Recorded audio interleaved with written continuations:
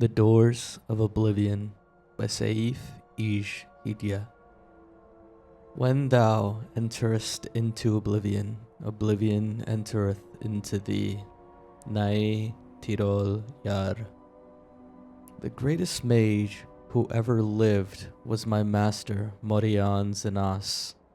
You have heard of him as the author of the book On Oblivion, the standard text for all on matters Daedric. Despite many entreaties over the years, he refused to update his classic book with his new discoveries and theories, because he found that the more one delves into these realms, the less certain one is. He did not want conjecture, he wanted facts.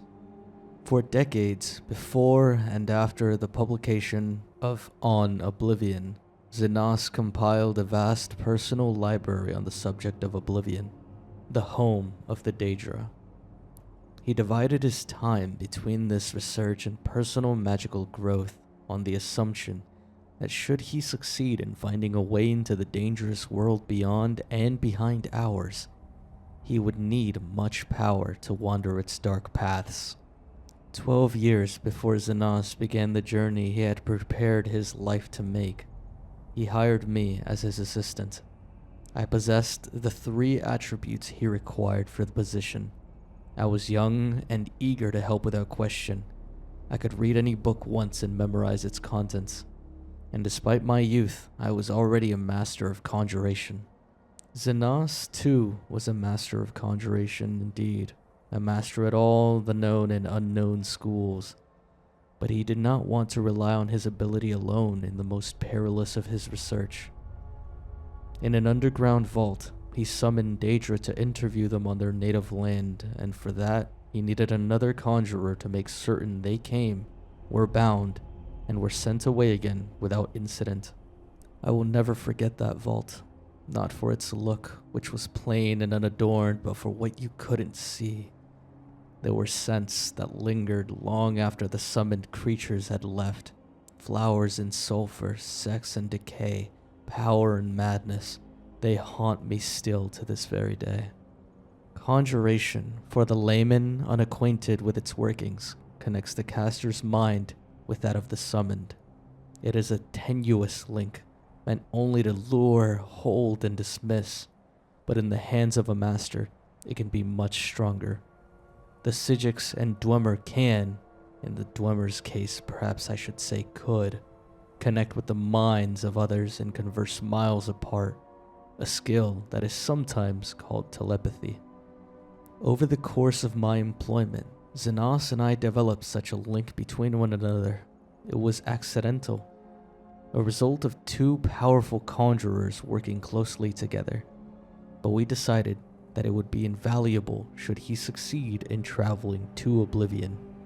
Since the denizens of that land could be touched even by the skills of an amateur conjurer, it was possible we would continue to communicate while he was there, so I could record his discoveries.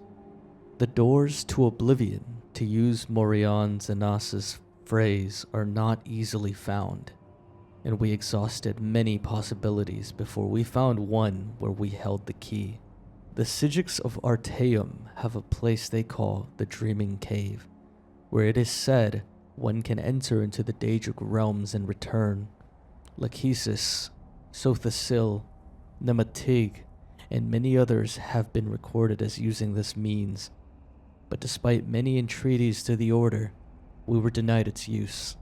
Solaris, the leader of the Order, has told us it has been sealed off for the safety of all.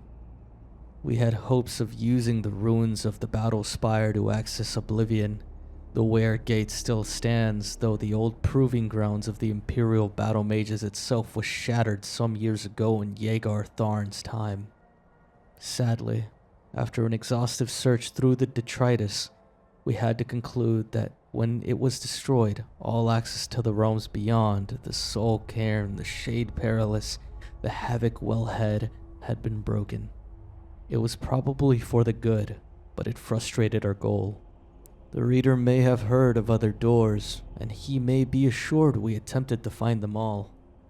Some are pure legend, or at any rate, not traceable based on the information left behind. There are references in lore to Maruk's Abyss, the Corrington Mirror, the Mantolin Crux, the Crossroads, the Mouth, a riddle of an alchemical formula called Jacinth and Rising Sun, and many other places and objects that are said to be doors, but we could not find. Some exist, but cannot be entered safely. The whirlpool in the Abyssian, called the Maelstrom of Baal, can make ships disappear, and may be a portal into oblivion, but the trauma of riding its waters would surely slay any who tried. Likewise, we did not consider it worth the risk to leap from the Pillar of Thras, a 1,000-foot tall spiral of coral, though we witnessed the sacrifices the Slodes made there. Some victims were killed by the fall, but some, indeed, seemed to vanish before being dashed on the rocks. Since the Slode did not seem certain why some were taken and some died, we did not favor the odds of the plunge. The simplest and most maddeningly complex way to go to oblivion was simply to cease to be here and begin to be there. Throughout history, there are examples of mages who seem to travel to the realms beyond ours seemingly at will. Many of these voyagers are long dead, if they ever existed, but we were able to find one still living. In a tower off Zephyrbel Bay on the island of Vardenfell in the province of Morrowind, there exists a very old, very reclusive wizard named Devaith Fyr. He was not easy to reach, and he was reluctant to share with Morion Zenos the secret door to oblivion.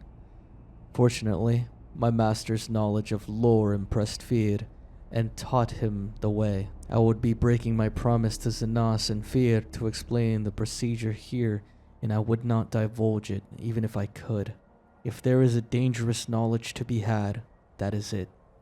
But I do not reveal too much to say that Fyr's scheme relied on exploiting a series of portals to various realms created by a Telvanni wizard, long missing and presumed dead. Against the disadvantage of this limited number of access points, we weighed the relative reliability and security of passage and considered ourselves fortunate in our informant. Morion Zenos then left this world to begin his exploration. I stayed at the library to transcribe his information and help him with any research he needed. "Dust," he whispered to me on the first day of his voyage. Despite the inherent dreariness of the word, I could hear his excitement in his voice, echoing in my mind. "I can see from one end of the world to the other in a million shades of gray.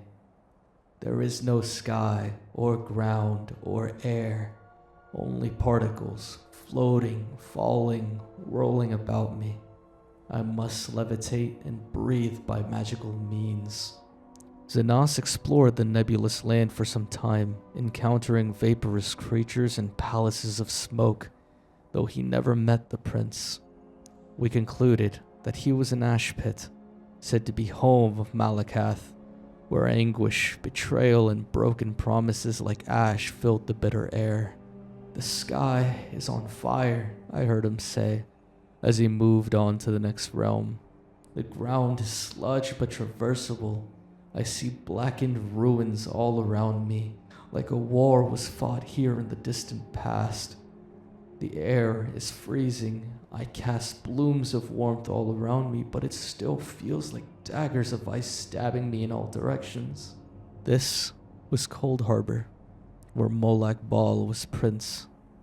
It appeared to Zenos as if it were a future Nirn, under the king of rape, desolate and barren, filled with suffering.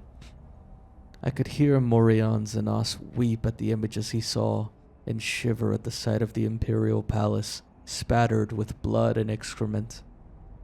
"Too much beauty," Zenos gasped when he went to the next realm.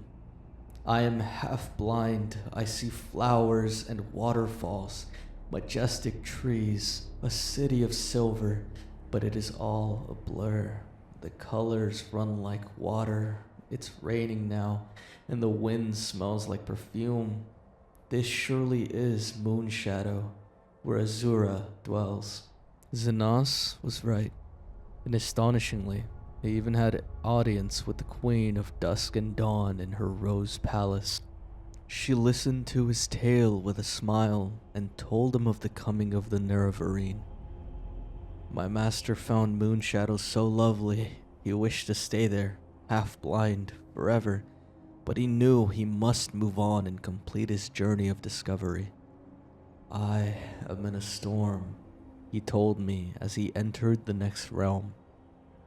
He described the landscape of dark, twisted trees, howling spirits, and billowing mists, and I thought he might have entered the deadlands of Mehrunes Dagon. But then he said quickly, "No, I am no longer in a forest. There was a flash of lightning, and now I am on a ship. The mast is tattered, the crew is slaughtered. Something is coming through the waves. Oh, gods. Wait. Now, I am in a dank dungeon, in a cell." He was not in the Deadlands, but Quagmire, the nightmare realm of Fair Nima. Every few minutes, there was a flash of lightning, and reality shifted, always to something more horrible and horrifying. A dark castle one moment, a den of ravening beasts the next. A moonlit swamp, a coffin where he was buried alive. Fear got the better of my master, and he quickly passed to the next realm. I heard him laugh. I feel like I'm home now. Morian Xenos described to me an endless library, shelves stretching on in every direction, stacks on top of stacks. Pages floated on a mystical wind that he could not feel. Every book had a black cover with no title. He could see no one, but felt the presence of ghosts moving through the stacks, rifling through books, ever searching. It was Apocrypha, the home of Hermaeus Mora, where all forbidden knowledge can be found. I felt a shudder in my mind, but I could not tell if it was my master's or mine. Morian Xenos never traveled to another realm that I know of. Throughout his visits to the first 4 realms, my master spoke to me constantly. Upon entering the Apocrypha, he became quieter. As he was lured into the world of research and study, the passions that had controlled his heart while on Nirn, I would frantically try to call to him, but he closed his mind to me. Then he would whisper, "This cannot be. No one would ever guess the truth. I must learn more.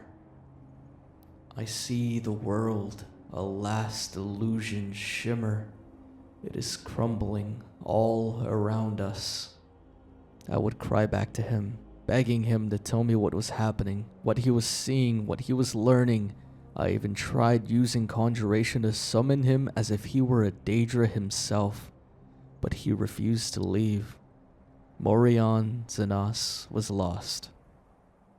I last received a whisper from him 6 months ago.